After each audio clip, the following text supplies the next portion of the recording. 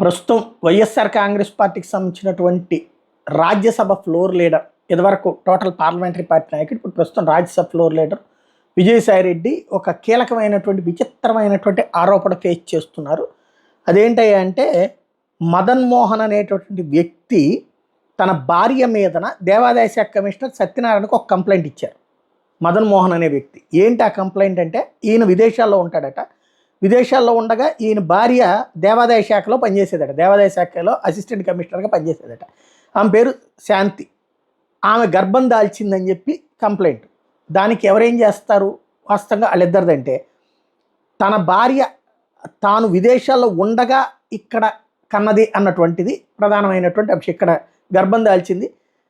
తన భార్య అక్రమ సంతానానికి తండ్రి ఎవరో తేల్చాలంటూ ఈ లేఖ రాసుకొచ్చారు. తన భార్య గర్భానికి YCP MP Vijayasai Reddy, government pleader సుభాష్లే కారణం అంటూ అనుమానాన్ని వ్యక్తం చేస్తూ భర్త మదన్ మోహన్ కంప్లైంట్ చేశారు. వాస్తవంగా ఈ మధ్యనే ఏదో ఆరోపణల మీద శాంతిని సస్పెండ్ చేశారు దేవాదాయ శాఖ కమిషనర్. ఇప్పుడు ఏం జరుగుతుంది ఈ వ్యవహారంలో చూడాలి.